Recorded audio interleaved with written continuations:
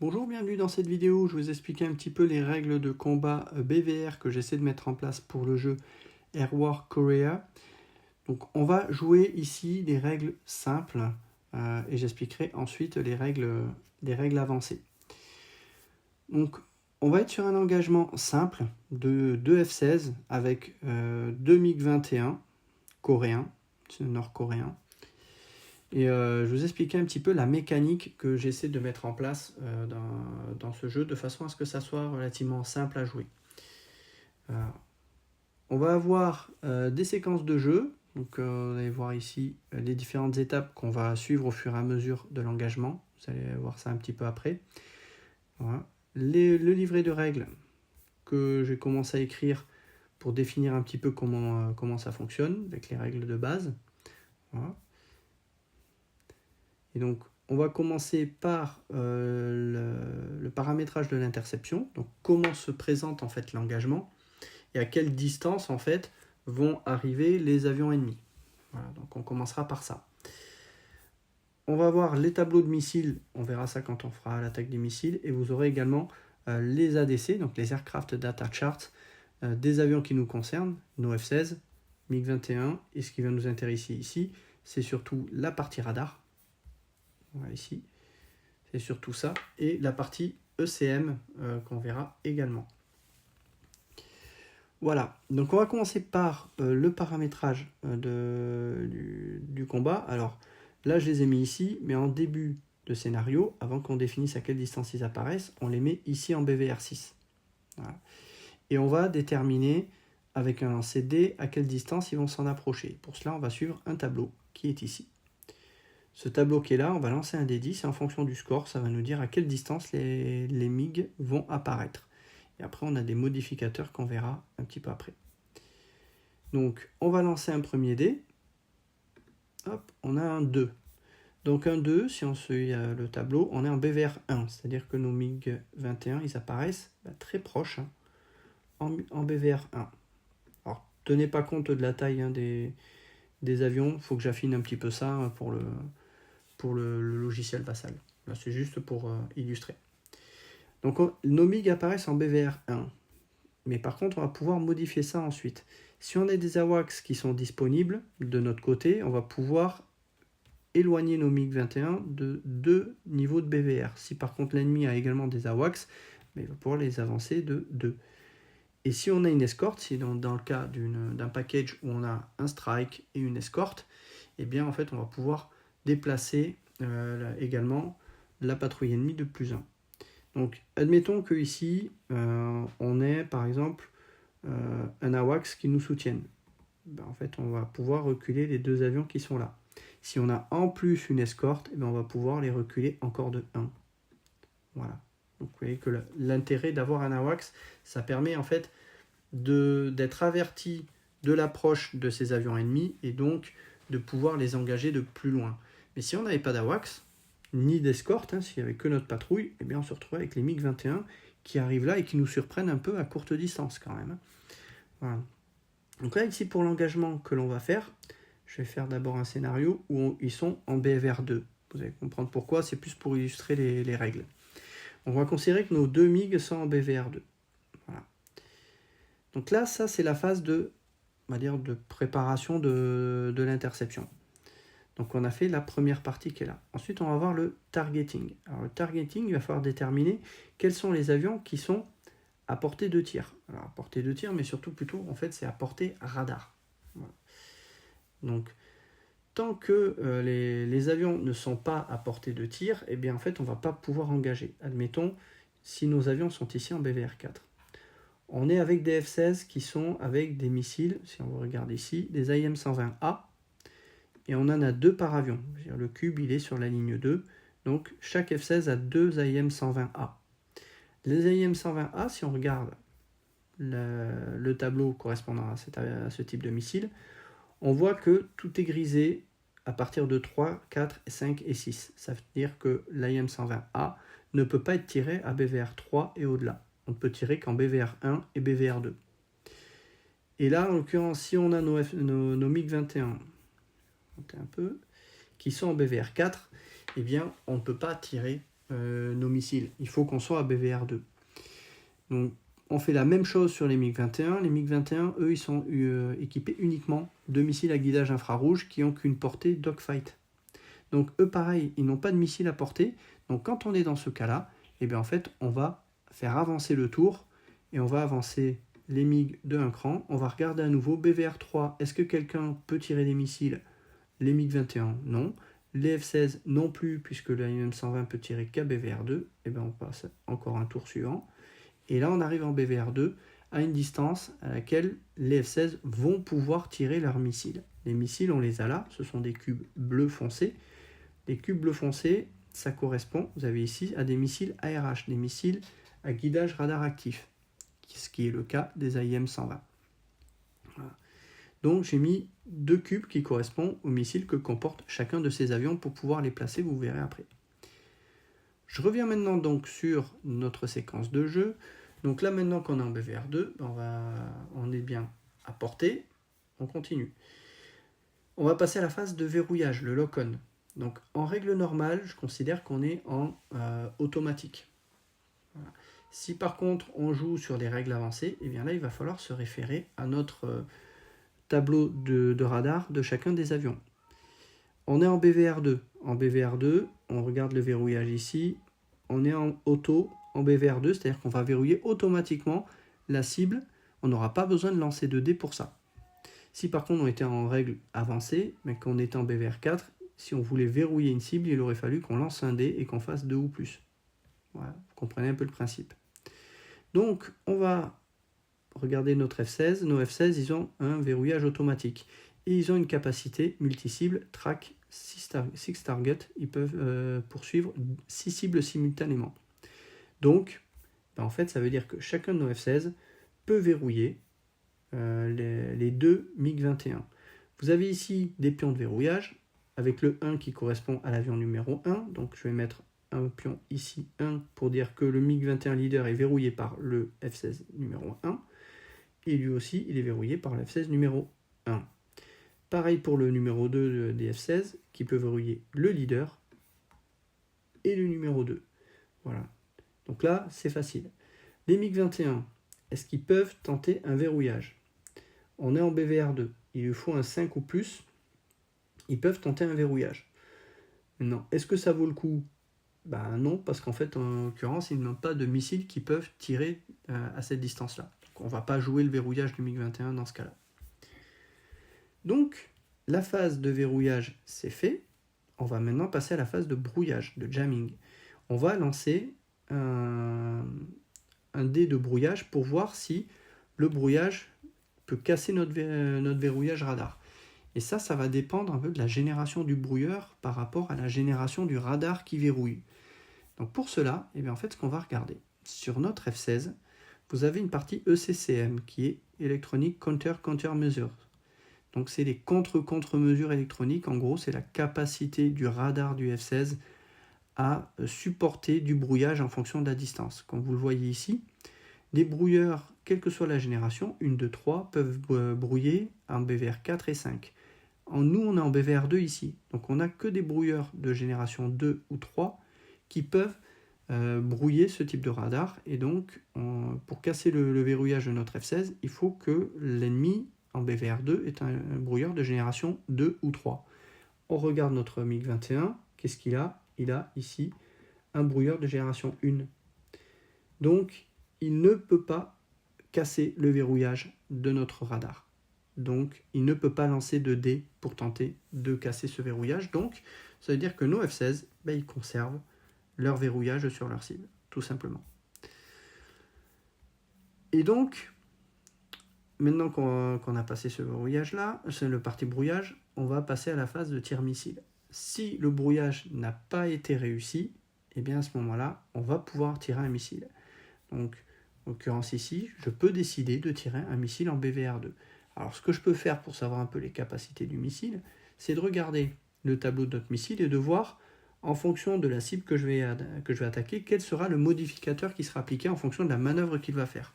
Pour l'instant, je ne sais pas quelle manœuvre il va faire, ça va être à l'étape suivante qu'on va le voir. On a sur ce tableau plusieurs colonnes. Vous avez donc les colonnes avec différentes silhouettes d'avions. En fait, ce sont les générations d'avions. Génération 1, génération 2, génération 3, génération 4 et génération 5. C'est-à-dire plus un avion est de génération avancée, plus il aura des capacités d'accélération et de manœuvre qui pourront en fait perturber le missile. Donc ici, on est dans le cas d'un MiG-21 qui est de génération 2. Et on regarde quels sont les modificateurs. S'il continue en head-on, c'est-à-dire qu'il va continuer tout droit, eh bien on pourra appliquer un +1 à notre lancer de dés. Si il est en crank, c'est-à-dire à 45 degrés, c'est-à-dire qu'il se rapproche un peu moins vite, eh bien on n'aura pas de modificateur. Si par contre on est en notch, on aura un modificateur de -2 et en pump, -3. Donc on voit que si on fait un notch ou un pump, sachant qu'on doit faire un score de 6 ou plus, le score n'est pas forcément assuré. Donc, est-ce que j'attends éventuellement de passer en BVR 1, sachant que les MiG-21 ne peuvent pas m'engager en BVR 2 ni en BVR 1, et donc j'aurai peut-être plus de chance. Vous voyez que les modificateurs sont moins embêtants. J'aurai peut-être plus de chance de les toucher en BVR 1. Donc ça peut être un choix tactique, justement, de tirer nos missiles dans des meilleures conditions. L'ennemi ne peut pas nous tirer parce qu'il est encore trop loin pour ses missiles. Eh bien, on va essayer de se rapprocher pour donner plus de chance à nos missiles de les toucher. En l'occurrence, là, on ne va pas le jouer hyper tactique, on va juste tirer donc nos missiles. Donc, nos F-16 ont une capacité multi-cible, donc ils ont chacun un verrouillage sur chacun des MiG-21. Ben, on va pouvoir tirer, si on veut, les 2 missiles. Donc là, mon F-16 leader, il peut tirer un missile sur lui, un missile sur lui. En l'occurrence ici, je vais jouer la sécurité, je vais garder un missile en plus ici. Et lui, il va tirer un missile sur lui. Donc on a le leader qui engage le leader des MiG-21 et le numéro 2 qui engage le numéro 2 des MiG-21.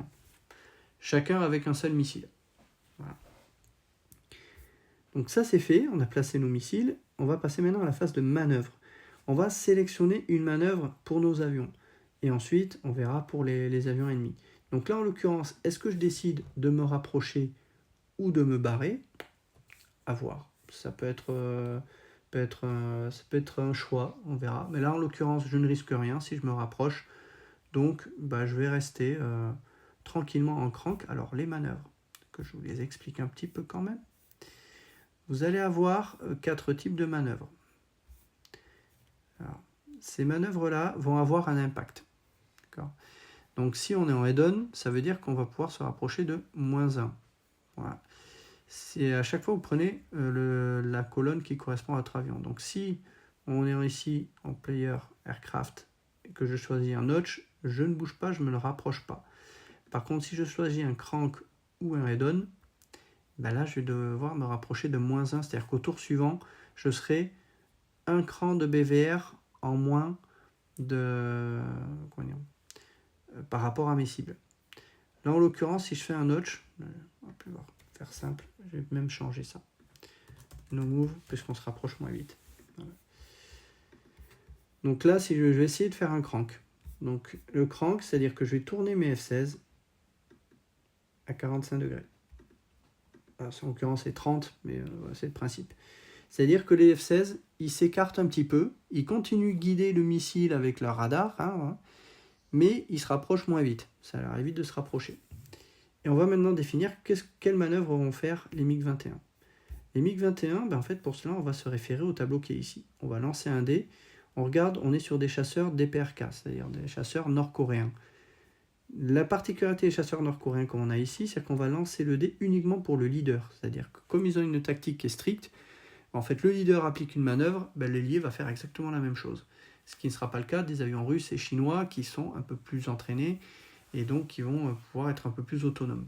Donc là, en l'occurrence pour les avions russes et chinois, il faudra qu'on lance un dé pour définir la manœuvre de chaque avion qui est engagé. Là, ici, pour les avions nord-coréens, c'est simple, on va lancer qu'un seul dé pour les deux. On va lancer un dé 10, on a un 8. Un 8, ça nous donne un notch. Donc le notch, c'est à 90 degrés. Donc on va tourner nos MiG à 90 degrés. Voilà. En gros, ce qu'ils essayent de faire, c'est d'essayer de forcer le missile à ce qu'il fasse plus de distance et à limiter sa capacité à les toucher. Voilà. Okay. Donc, une fois que l'on a ça, donc le notch, je vais regarder aussi autre chose. Si on est en notch, on doit lancer un dé pour vérifier si le verrouillage radar est maintenu.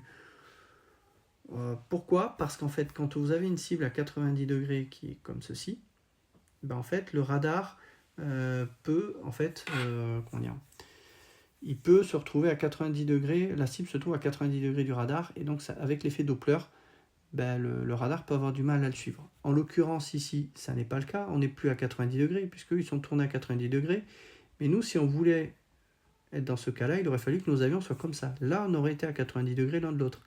Or, comme on a ouvert un petit peu à droite, et bien en fait, on n'est plus dans ce cas-là. Donc, on n'a pas besoin de lancer un autre dé pour vérifier si le verrouillage des missiles est maintenu. Donc, on passe.